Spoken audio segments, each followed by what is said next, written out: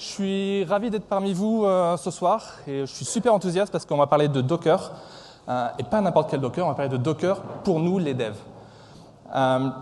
L'idée de cette présentation, c'est pas de faire une deuxième introduction parce qu'on en a déjà eu une, pour ceux qui étaient là l'année dernière, on a déjà eu une introduction à Docker l'année dernière au Symfony Live 2014. L'idée, c'est de faire quelque chose d'un peu plus poussé, d'aller un petit peu plus loin. Pour ceux qui ne connaissent pas Docker, qui n'ont jamais utilisé Docker ou les lignes de commande Docker, accrochez vos ceintures. Si je peux vous donner un conseil, c'est ne regardez pas trop les slides en détail. Prenez un petit peu de recul, essayez de voir un peu la globalité, ce que permet de faire Docker. Et à tête reposée, vous pourrez aller voir les slides. D'ailleurs, vous avez dû voir l'URL. Elle est là, elle est partagée. Donc, regardez les slides à tête reposée, ce sera un petit peu plus simple pour vous. On ne va pas parler dans cette présentation de déploiement, on ne va pas parler de production, parce qu'on a souvent associé Docker avec le déploiement. On construit des conteneurs, on les déploie sur la machine de dev, ça marche, sur l'intégration continue, ça marche, sur la prod, pré-prod, ainsi de suite. Non, là, on va parler de Docker pour le développement. Comment Docker pourrait nous aider, comment il va permettre de construire des outils, d'outiller en fait notre environnement de dev pour développer et débloguer nos applications.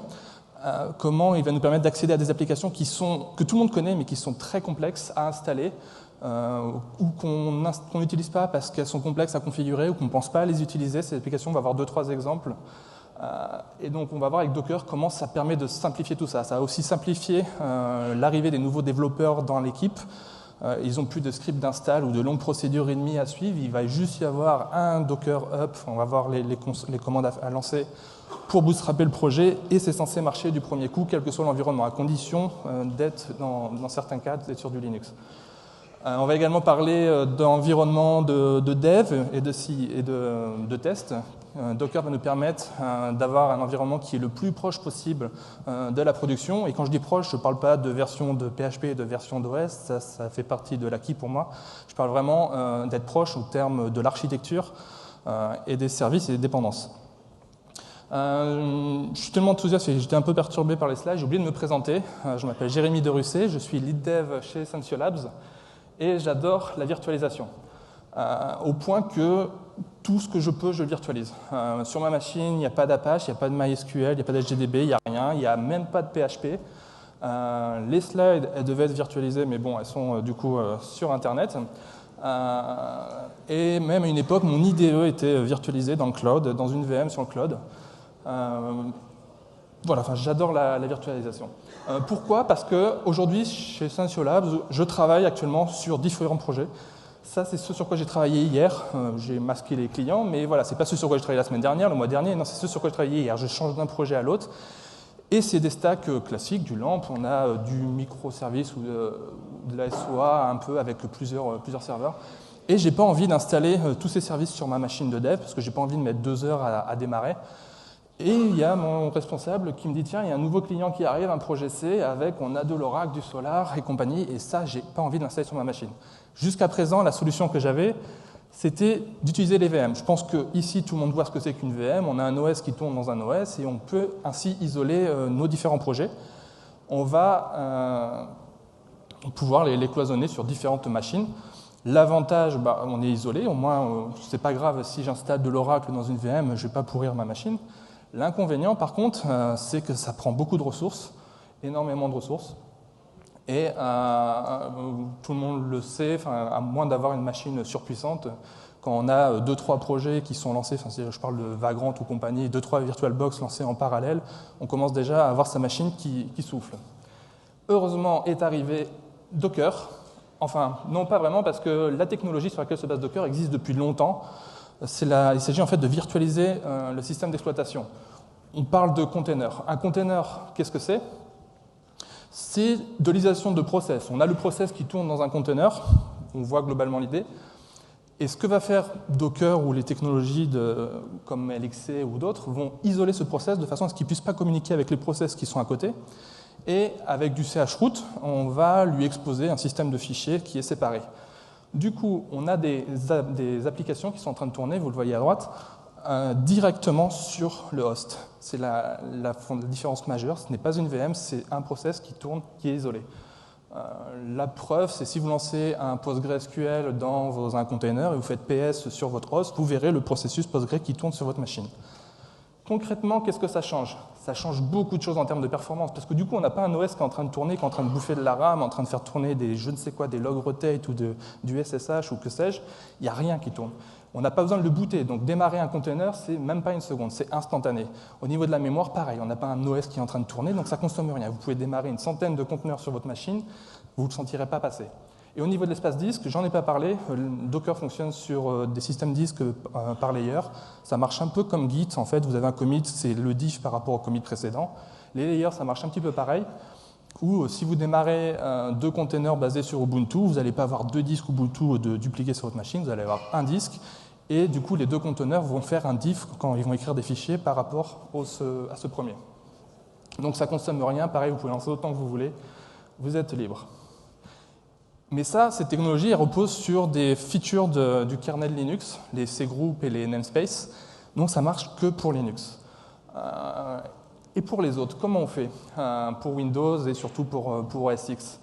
On va faire une petite bidouille qui consiste à mélanger les deux. On va avoir une VM qui va tourner sur notre OS X ou sur notre Windows, une VM qui s'appelle boot2docker, c'est une VM un peu spéciale qui est hyper light, qui fait que quelques mégas. Et dans cette VM, du coup, on va installer un Docker, un agent serveur, ça va se faire tout seul, l'installation va se faire tout seul, parce que Docker a l'avantage de fonctionner en deux modules. On a un serveur qui va vraiment lancer les containers, on a un client, et ça communique par HTTP entre les deux.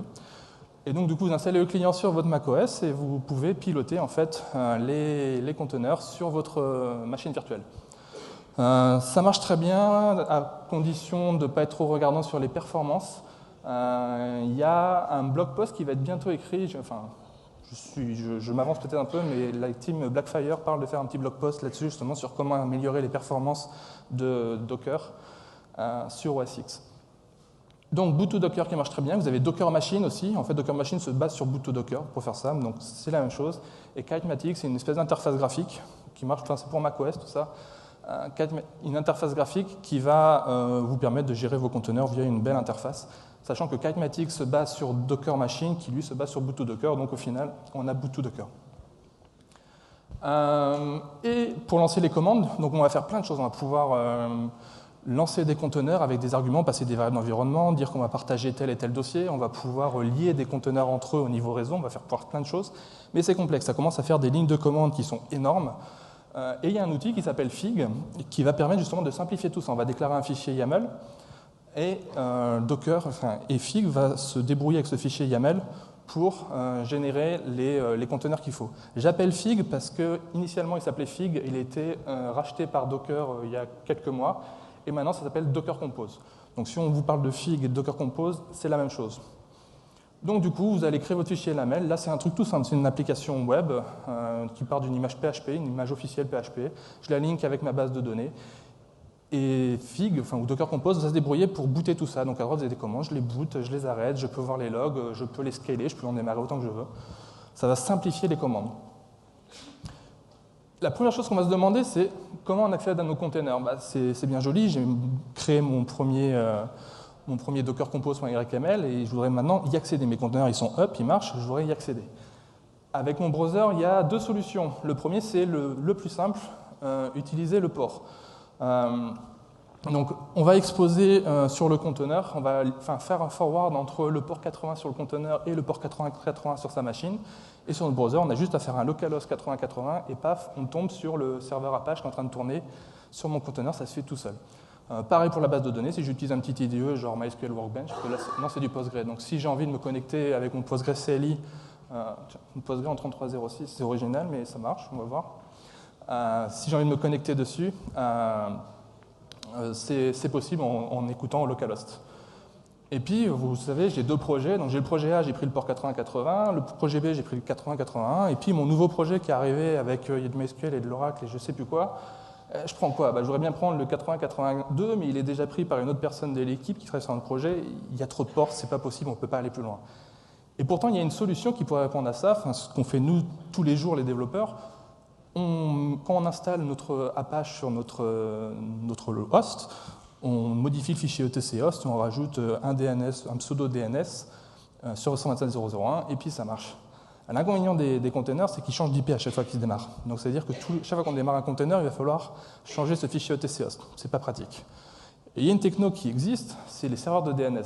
Seulement, qui a installé un serveur de DNS sur sa machine ici dans la salle pour développer? Ouais, on a 3 personnes. En fait, on ne le fait pas parce que c'est galère, parce qu'on ne sait pas installer, on ne connaît pas la techno, on ne sait pas quoi prendre, on ne sait pas le configurer. Et bref, on ne s'en sort pas. Mais heureusement, il y a Docker qui permet de faire ça, parce qu'avec Docker, ça pourrait être simple. J'ai fait un petit conteneur qui s'appelle, vous pouvez le récupérer, qui s'appelle Docker, qui utilise DockerGen et DNSMask. Son but, c'est tout simple, il va écouter sur la socket Docker, et dès qu'il y a un conteneur qui boot, il va récupérer des infos à l'intérieur, son IP, récupérer des variables d'environnement, son nom, et il va mettre un jour un petit fichier, un petit de dnsmask.conf, et ce conteneur, il contient également un serveur de DNS. Et donc du coup, vous avez juste sur votre machine à faire pointer le DNS resolver de votre machine sur ce conteneur, et ça marche automatiquement. Donc à droite, moi j'utilise les variables d'environnement, comme ça me permet d'être libre sur les noms que je donne à mes services. Donc voilà, je déclare un web project.docker, et c'est tout. À chaque fois que je démarre ce conteneur, automatiquement il est enregistré dans le DNS, et je peux y accéder, ça marche tout seul. Et je me fais beaucoup moins, je m'en galère beaucoup moins du coup avec mon browser, avec les IP et les ports. Une fois que vous avez fait votre conteneur, que vous avez réussi à plugger les DNS, vous lancez votre browser, vous tapez dessus, vous allez sur appdev.php et vous tombez sur cette fameuse page que tout le monde connaît. Tout le monde connaît parce qu'elle est liée à ces 7 petites lignes. On a, en fait, si on n'est pas en 127.0.0.1, on ne peut pas accéder à appdev.php. Bien sûr, la solution, c'est de commenter ces lignes. On les commente, on déploie ça en prod, on se fait pirater, et puis on fait des blog posts pour dire c'est la faute de Symfony, on s'est fait pirater, ils ont plein de failles de sécurité. Non, ouais, j'ai bien mis rejected, on ne fait pas ça. On ne commente pas parce que voilà, quoi, on ne commente pas ces lignes, ou si on le fait, on ne les commit pas. Le plus simple, c'est de le supprimer, ce fichier, c'est de le virer et de remplacer par quelque chose qu'on utilise. C'est un merge en fait, entre appdev.php et app.php. Donc si vous connaissez par cœur les fichiers, vous verrez que c'est un mélange des deux. Et ce qu'on va faire, c'est qu'on va utiliser, en fait les variables d'environnement, la Symfony Env, la même variable d'environnement qu'on utilise en appconsole.php, le appconsole. Donc, ce que va faire ce script, c'est s'il voit cette variable d'environnement, il va l'utiliser, sinon il prend prod, il va faire tout le reste, la même chose qu'on a dans nos appdev.php et compagnie. Et pourquoi on peut faire ça? On peut le faire même aujourd'hui, sur vos projets internes, vous pouvez le faire. Tout ce qu'il faut faire par derrière, c'est configurer soit vos vhosts ou soit vos variables d'environnement sur votre machine. Et ça peut être galère pour certains développeurs. Heureusement, avec Docker, c'est beaucoup plus simple. Il suffit dans son Docker compose.yml de déclarer la variable d'environnement et de démarrer du coup Apache. Je crois que je n'ai pas tout tweaké. Il y a une petite astuce aussi pour que la variable d'environnement passe dans le conteneur. L'autre solution, c'est de passer par le vhost directement, vous faites le Symfony Env devant. Et c'est beaucoup plus simple à faire quand c'est automatisé avec Docker. Donc ce fichier vhost.conf, on le met dans notre Docker file et qui sera buildé avec notre image. Et n'importe quel développeur qui arrive sur le projet, s'il a envie de tester avec l'environnement test, avec l'environnement pré-prod, staging ou ce qu'il a envie, il a juste à changer son fichier, démarrer ses conteneurs et ça marche. Autre point, c'est que notre projet qu'on a fait, le projet C, il y a les maquettistes et les intégrateurs qui sont arrivés, ils ont utilisé plein de nouveaux outils, ils adorent ça. Et il y a du Bower, du Grunt, que ça, je dis tiens, je vais utiliser Brunch, un nouveau truc, il a l'air super sympa. Sauf que moi, en tant que développeur, si je veux intégrer leur truc, il faut que j'installe ces outils en local. Il faut aussi que j'installe l'EST, parce qu'on voit que quand on veut dumper les assets avec AssetX, il veut l'EST, il veut pas CLS. Il va aussi, sur certains distributeurs, nous faire chier avec le USR, avec le Node.js. Il faut faire un lien symbolique parce qu'il n'est pas au bon endroit. Il va nous demander de modifier le bin pass. Donc c'est une horreur. Le plus simple, du coup, c'est de mettre tous ces outils dans un conteneur d'outils. Il y a une personne qui s'embête à le faire proprement. Donc là, j'ai pris un exemple avec juste du Node.js et je crois qu'il y a Node.js et Composer peut-être dedans, et Bower et compagnie. Et dans le Docker file, dans le Docker Compose, de référencer ce conteneur d'outils. Et n'importe qui arrive sur le projet du jour au lendemain, il a la commande qui est en bas, il lance un Docker Compose Run. Donc ça permet de démarrer un nouveau conteneur de tools et de lancer les commandes qui sont derrière. Donc Bower install, c'est les commandes qui ont été installées, les outils qui ont été installés dans le conteneur. Et du coup, ça simplifie énormément l'utilisation. S'il est tout nouveau sur le projet, il a juste ça à faire et ça marche. C'est le conteneur qui s'occupe d'avoir tous les outils en place et fonctionnels. Et même si l'intégrateur décide d'utiliser un nouveau truc, du Compass, du SAS ou que sais-je, ça marche du premier coup. Ce que vous allez pouvoir faire aussi, du coup, c'est ces boîtes à outils, il y en a des globales qui existent. Il y en a une qui a été faite par Joli Code, qui s'appelle Faudit ou PH Audit, qui contient une boîte à outils de tous les outils de développement de tous les outils d'audit de PHP. Donc il y a du PHP Lock, Code Sniffer, du Copy Paste Detector, enfin plein de choses. Et avec cette image, vous allez donc pouvoir simplement tester votre application sans avoir besoin de les installer sur votre machine ou de les maintenir à jour au que-sais-je. Vous avez juste, là c'est un exemple, je fais un alias sur ma machine, comme ça j'ai accès n'importe où, et j'ai plus qu'à lancer des audits sur mon code, et ça marche du premier coup. Vous allez aussi pouvoir partager vos évolutions. Vous avez un conteneur avec vos collègues, vous travaillez sur un conteneur de Apache, ou que sais-je, d'un serveur web, et puis vous voulez rajouter un petit truc un peu sympa, vous voulez rajouter Xdebug, parce que vous dites, moi je l'utilise bien, et mieux que Xdebug, vous allez pouvoir installer Blackfire, et vous allez dire comme ça, vous aussi, vous allez pouvoir en profiter. Donc vous installez, vous faites votre conteneur, vous le faites évoluer. Dans votre Docker Compose, vous le faites juste le lien. Et une nouveauté qui va bientôt sortir dans la prochaine Docker Compose, c'est les enfiles. Vous allez pouvoir préciser le chemin vers un fichier d'environnement. Et ça va pouvoir éviter de partager, enfin de committer en tout cas vos variables d'environnement telles que les tokens et telles que les idées. Et voilà, du coup, tout le monde profite de vos évolutions sans avoir à suivre un tutoriel d'install. Du premier coup, ça marche. Avec Docker, vous allez aussi pouvoir supprimer les dépendances. C'est important parce qu'on a dans nos projets, on a souvent des dépendances avec des services, avec des applications tierces. Et quand on est dans le train ou quand l'application tierce est en train de se mettre à jour, vous ne pouvez plus développer, vous ne pouvez plus travailler parce qu'elle est done. Donc vous devez créer des stubs ou autres. Docker, justement, va pouvoir vous permettre de simplifier ça. L'exemple qui me vient en tête, c'est le LDAP. On doit se connecter au LDAP, sauf que bien souvent, qui installe un LDAP sur sa machine locale pour tester la connexion? Personne, parce qu'on ne sait pas faire, parce que c'est compliqué, parce qu'on n'a pas envie de se prendre la tête. Donc du coup, on tape sur un LDAP de prod. Au mieux, on a un LDAP de pré-prod. L'inconvénient, c'est que quand on veut demander à un utilisateur qui fait partie du groupe admin ou un utilisateur qui est supprimé avec des différents cas de test pour qu'on puisse tester notre application, c'est pas évident parce que c'est parfois le LDAP de prod. Donc la solution, ce serait d'installer tout simplement le LDAP sur votre environnement dans votre conteneur. Comme ça, même si vous voulez tester l'application dans le train, vous n'avez pas de dépendance vers un service externe. C'est assez simple, je ne vous ai pas mis le Dockerfile, parce qu'il était un peu complexe, mais l'idée c'est, voilà, vous ajoutez dans votre Docker Compose un lien vers le service LDAP en bas, vous le linkez avec vos conteneurs web, et c'est bon, vous avez un conteneur LDAP qui fonctionne, un serveur LDAP qui fonctionne, vous pouvez communiquer avec lui. Et à droite, vous avez un petit fichier user LDIF, donc ça je le mets dans mon Dockerfile, c'est le Dockerfile qui build de mon image, je mets ce fichier dedans, et ça permet, si on veut rajouter un user 2, ou si on veut rajouter un user qui appartient à un groupe spécial, qui appartient à des attributs, ou que sais-je, de le modifier. N'importe qui peut le modifier et ça marche. Et vous pluguez vraiment LDAP, vous pouvez tester plein de choses. Vous allez aussi pouvoir partager votre projet. Imaginez que dans une équipe, il y a la team A et la team B qui se parlent bien, ils ne sont pas opposés. Et sur la team A, ils sont en train de travailler sur un projet qui est qui est utilisé par vous, votre projet. Vous avez une dépendance de vous, vous travaillez sur le projet B.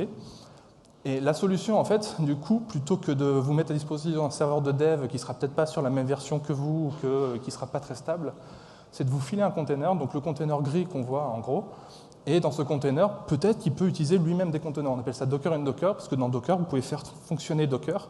Comme il n'y a pas d'overhead, comme il n'y a pas d'OS qui tourne, rien n'empêche de faire fonctionner des process, enfin un Docker dans un Docker, et pourquoi pas dedans, et rentrer à l'infini dedans. Il y a juste des problèmes d'espace disque, mais vous pouvez le faire très simplement. Donc, il vous file un conteneur dans lequel il y a leur application. Et le conteneur, il est assez simple à faire, du coup, parce que ça, c'est un Dockerfile.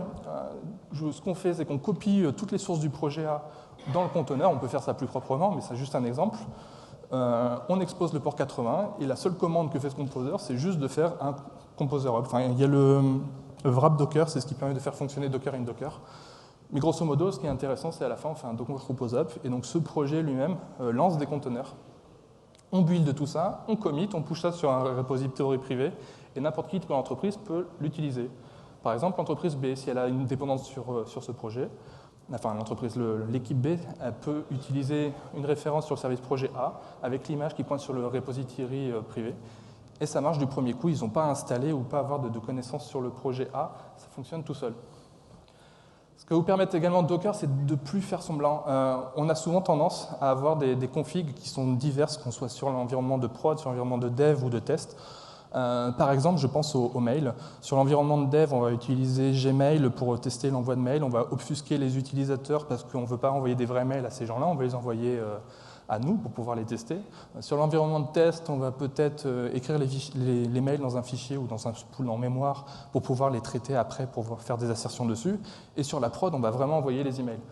Et du coup, on a des environnements qui sont différents. Et ce qu'on teste avec l'envoi de mail sur les fichiers, est-ce que c'est vraiment ce qu'on veut? Est-ce qu'on peut vraiment faire les tests qu'on veut, faire les assertions qu'on veut? Est-ce que ça va marcher en production? Donc l'idée, c'est d'utiliser un vrai serveur SMTP.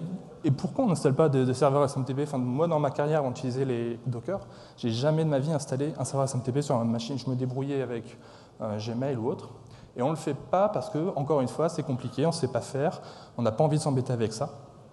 Mais Docker, justement, pourrait répondre à ça. Il pourrait nous fournir un conteneur up and running qui marche, voire mieux, il pourrait nous fournir un conteneur avec les outils de debug qui permettent de débugger les mails. Et il y a un service pour ça, ça s'appelle Mailcatcher. Je ne sais pas si tout le monde connaît. Le Mailcatcher, c'est assez simple. C'est une boîte qui expose deux services. Un service SMTP et un vrai service SMTP qui va dialoguer avec le protocole SMTP. Votre application va pouvoir lui parler, elle va pouvoir envoyer des vrais emails. Et lui, ces emails, il va les stocker en mémoire. Et de l'autre côté, il expose un serveur HTTP, et avec votre browser, vous allez pouvoir interroger et voir les mails qui ont été envoyés, aller dans le détail, voir quels étaient les destinataires. Des vrais destinataires, ils n'ont pas été obfusqués, on n'a pas remplacé leur adresse email par la vôtre, et faire un paquet de tests. Ça se fait très simplement avec Docker. J'ai fait une image, vous pourrez l'utiliser ou faire la vôtre, elle est assez simple. Vous mettez dans votre Docker Compose un service Mailcatcher, et vous l'enregistrez, vous, dans votre web app, avec le link, et vous l'appelez MySMTP ou ce que vous voulez. Et du coup, dans votre parameters.yml, vous mettez juste MailerHost, c'est MySMTP. Et voilà, quand Symfony aura envie d'envoyer des emails, il va parler à MySMTP avec un vrai serveur SMTP derrière, et ça va marcher comme en prod. Vous pouvez même aller plus loin. Il y a Alexandre Salomé, un développeur chez Sensiolabs, qui a fait une extension, qui a fait une espèce de client PHP qui permet d'interroger Mailcatcher et qui permet du coup de tester les mails qui sont envoyés, le nombre, les destinataires. Et du coup, dans vos tests fonctionnels, vous allez pouvoir interroger Mailcatcher. C'est assez rapide en plus, assez réactif. Interroger Mailcatcher pour vérifier que les emails ont bien été envoyés. Et il a fait également une extension en BIAT. Donc du coup, vous allez pouvoir, dans vos tests fonctionnels avec BIAT, si vous utilisez BIAT, avoir des phrases comme « j'ai bien 3 emails, quand j'ouvre l'email de Tartampion, j'ai bien 2 pièces jointes et j'ai ça dans le sujet ». C'est assez sympa. On l'a vu plusieurs fois en fait. Ce que va permettre Docker, c'est de simplifier l'installation. Mais quand je dis simplifier, c'est énorme. Dans le projet C, vous avez vu, il y a Oracle dedans. Qui a installé un Oracle sur sa machine de dev ici? C'est facile, on fait apt-get install Oracle de mémoire, c'est ça? Non, vous allez sur le forum il y a une page sur le forum de Debian. La procédure, elle fait 5 pages et elle ne marche pas. Pour de vrai, sur le projet, j'ai mis un quart d'heure à installer Oracle. J'ai cherché dans le registry, parce que Docker expose un registry dans lequel il y a plein d'images, c'est comme Packagist, vous avez plein d'images Docker qui existent. J'ai pris la première Oracle qu'il y avait. Ça a mis 10 minutes, sur le un quart d'heure que j'ai mis, ça a mis 10 minutes à installer, à télécharger les 600 mégas de l'image. Ça a marché du premier coup. Là où j'ai eu plus de mal, par contre, c'était compiler les drivers PDO et OCI pour Oracle, pour la partie PHP. Mais sur la partie Oracle, c'était super simple. Donc du coup, vous n'avez plus d'excuses si votre serveur de prod est en Oracle, vous n'avez plus d'excuses pour faire tourner votre environnement de dev sur MySQL. C'est aussi rapide, c'est simple à installer, ça marche du premier coup. Et du coup, maintenant, même les développeurs, n'importe qui arrive sur le projet, ils utilisent Oracle pour de vrai. Et il ne met pas 3 heures à installer Oracle, c'est up and running. L'autre chose aussi, c'est Selenium. Si vous avez déjà installé Selenium en headless, sur votre machine, ça va encore. Si vous l'installez sur un serveur distant qui n'a pas d'interface X, c'est galère. Je parle de Selenium, surtout je parle de Firefox et de Chrome. Parce que si vous le savez, Chrome a besoin et Firefox ont besoin d'une interface graphique pour fonctionner. La team Docker expose des images publiques, officielles, qui s'appellent Selenium. Il y a Selenium Hub, il y a aussi des nodes Firefox. Il y a plein de trucs autour de Selenium qui va vous permettre justement de bootstrapper une application, une architecture Selenium. Et vous allez même pouvoir aussi mettre un petit VNC client. Si vous avez des petits problèmes, vous allez pouvoir vous plugger dessus sur le node Firefox et voir ce qui se passe pour débugger. Pour ça, c'est assez simple. Le fichier est un peu gros, il y a une scroll bar. Vous avez votre web, ça on le connaît. Vous avez votre BIAT, je l'ai mis dans 2 conteneurs séparés, mais on pourrait le mettre dans le même. Vous avez des links. Le BIAT pointe vers le hub, ça c'est pour la partie Guzzle. Quand il y a des tests Guzzle, il faut qu'il puisse le référencer. Et un link vers Selenium quand il a besoin de lui parler. Et en dessous, on a Selenium Hub et Selenium Node. Donc il y a des nodes Firefox, Chrome, avec ou sans debug, c'est-à-dire vous pouvez utiliser VNC dessus ou pas. Et voilà, lui aussi, il a des links parce que forcément, Firefox a besoin de parler à l'application, il a besoin de se connecter dessus. Et au niveau de la config, c'est assez simple. Vous avez juste votre extension BIAT, vous avez juste à définir les URL de votre application et de Selenium, et ça marche du premier coup.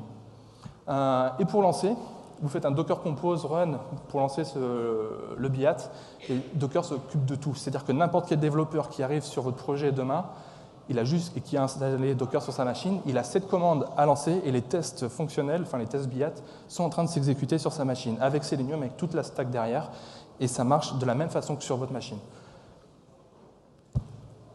On utilise aussi, donc ça c'est l'inverse de ce qu'on fait généralement en production. En production, on nous dit faut faire des containers stateless, les volumes, il faut les mettre, les volumes dans lesquels on met les données, il faut les mettre à part parce qu'il faut pouvoir les monitorer, enfin pouvoir les backuper et compagnie, c'est plus simple à gérer. Nous, on a fait l'inverse. Du coup, on a mis plein de données dans nos containers, des données préchargées, parce que ça nous permet en fait d'avoir deux images de base de données qu'on voit en bas. Il y en a une avec les fixtures, une base super light, qui va nous permettre de jouer les tests et qui va nous permettre aussi de quand on veut développer rapidement, faire des trucs rapidement, on tape dans cette base. Et puis quand le client il nous dit « ouais, mais moi j'ai un problème quand je suis sur le client B et que je clique sur le bouton truc et je fais l'export, ça ne marche plus », là du coup, on a la deuxième base, on a fait un dump de la base de production, on a obfusqué les mots de passe et tout ce qu'on voulait enlever. On a mis ça dans un repository privé chez nous. Et les gens qui sont sur l'application, ils ont juste à récupérer, enfin à switcher ces deux lignes de code, et ils se retrouvent avec leur application qui marche avec la base de prod. L'autre chose, on l'a vu tout à l'heure, c'est le LDAP. On peut mettre des users, on peut charger des conteneurs LDAP avec les données dedans. Et ça va aussi vous permettre, cette petite bidouille, d'accélérer des tests. Si vous avez des tests fonctionnels, et entre chaque test, vous resetez les fixtures parce que le test précédent a altéré les données, et que les fixtures ne sont pas forcément bien faites. Là, on voit sur le projet, on avait 28 secondes pour resetter les fixtures. Et on se rend compte que supprimer un conteneur et le démarrer, ça me prend, il n'y a qu'une base de données, c'est du MySQL, ça me prend 3 secondes. Donc on arrive sur une économie d'échelle, on se dit, mais c'est plus simple en fait de supprimer la base et de la recréer from scratch que de vider les fixtures et de le recharger. Et ce qu'on a fait, c'est un petit POC. Donc prenez pas ça, c'est tout moche, il y a des variables statiques, mais c'est juste pour que ça tienne sur la slide. On a utilisé PHP Docker, donc c'est une lib qui a été créée sur le repo Stage 1, donc il y a le lien pour aller chercher. C'est une API PHP, enfin c'est du code PHP qui va vous permettre de dialoguer avec le serveur Docker. Avec ça, en PHP, vous allez pouvoir démarrer des conteneurs, les arrêter, les lister, les supprimer, faire ce que vous voulez. Et donc ce qu'on a fait, c'est dans une fonction qu'on a mis dans BIAT, donc c'est le before scénario. À chaque fois qu'un test démarre, s'il y a un conteneur qui existe, on le stoppe, on le supprime et on en crée un nouveau. Et du coup, on a notre application qui peut passer au test suivant avec un nouveau conteneur tout frais avec les bonnes fixtures qui vont dedans et démarrer très rapidement. Et donc du coup, si vous avez plusieurs jeux de fixtures différents, vous pouvez vous faire plusieurs containers différents, ça marche pareil. Accélérer les tests, on va pouvoir faire plein de choses avec Docker. Déjà, tout ce qu'on a vu précédemment avec Docker, donc installer l'environnement de test, on va pouvoir réutiliser les outils. Donc on a vu le conteneur d'outils tout à l'heure qui permet d'installer Composer, installer Bower, je ne sais pas quoi. Du coup, ces Bower et compagnie, vous n'avez pas besoin de les installer sur votre CI, enfin sur votre agent d'intégration continue. Vous allez pouvoir utiliser Docker pour ça. Et pour lancer les tests, c'est simple, vous faites juste un Docker run dans un conteneur, vous lancez les tests PHP unit, dans un autre les tests BIAT, et ça marche tout seul. Comme pour un nouveau développeur qui arrive sur le projet, vous pouvez lancer vos tests sur la CI de la même façon. Vous allez pouvoir aussi paralléliser, ça c'est tout moche, il doit y avoir des façons plus propres de faire, on va voir après. Vous lancez sur PHP 5.4, 5.5 et 5.6 sur des conteneurs différents, vous lancez votre test de suite, et avec un wait, avec en bash, hop, vous rejoignez, vous voyez, il y a le petit et derrière parce que j'ai lancé un background, et à la fin, c'est une façon un peu crade de paralyser, mais ça devrait marcher. Il y a des manières plus propres de faire. Une autre façon aussi de paralyser les tests, c'est d'utiliser Docker Compose. On n'en a pas parlé, en fait, Docker Compose, à chaque fois qu'il démarre un container, il va lui donner un nom, et ce nom, il est composé pour la première partie du projet, pour la deuxième partie du service, et suivi d'un chiffre. Et le projet, c'est quoi, en fait? Par défaut, le projet, c'est le dossier sur lequel on est. Mais ça, on peut le changer avec l'option "-p". On peut dire, là, je vais te démarrer les services, mais avec le projet que j'ai appelé billing. Donc là, je suis dans le même projet, je lance Docker Compose avec "-p billing, donc dans le projet billing, et je lance mes BIAT sur le bundle billing. Donc vous voyez, il va me créer un conteneur billing DB, billing web, et il va jouer les tests dessus. En parallèle, je peux lancer un deuxième conteneur qui, lui, je vais faire "-p blog. Enfin, une deuxième commande avec "-p blog, donc un projet blog. Il va me créer 2 nouveaux conteneurs. C'est-à-dire qu'au final, si je fais un PS, je liste mes conteneurs, j'ai 4 conteneurs qui tournent. J'ai 2 fois mes tests qui sont en train de se jouer dans des conteneurs isolés. L'avantage, c'est que s'il y a un test qui est en train de vider la base de données, l'autre, il peut continuer à jouer dessus et il n'y a aucune dépendance entre les 2 bases de données. Et ça, vous pouvez le paralléliser. Si vous avez plusieurs bundles et qui jouent beaucoup avec les fixtures, Vous mettez ça dans des tests séparés, vous parallélisez tous vos tests et ça accélère grandement vos tests. Donc pour les outils de build, on peut citer de la France, on a Joli CI qui permet justement de faire un peu comme Travis, de lire votre fichier Travis et de lancer vos tests unitaires dans différentes versions de PHP, PHP 5.4, 5.5 et compagnie, 5.3 aussi. Et vous avez de plus en plus de CI qui se mettent justement à Docker, qui permettent de dockeriser l'agent. C'est-à-dire que vous savez qu'il y a souvent dans ces outils, il y a le master qui parle avec des agents. Donc du coup, l'agent il pourrait démarrer dans un conteneur. Et vous avez des plugins comme Jenkins, Docker et Mesos qui permettent à la volée de démarrer des conteneurs. C'est-à-dire que quand il y a un job qui arrive, je démarre un nouvel agent et je joue mes tests dedans. Ça permet de paralléliser les tests, parce que souvent les problèmes qu'on a, c'est que quand un agent joue un test, il n'en joue pas d'autres. Donc on va pouvoir paralléliser les tests et accélérer. Et en mode hosting, on a aussi Travis CI qui est passé sur Docker. On a Circle CI, il y en a plein d'autres, j'en ai sûrement oublié. Vous avez de quoi vous faire plaisir avec ça. En conclusion, si je pouvais vous donner un conseil avec Docker, c'est de persévérer.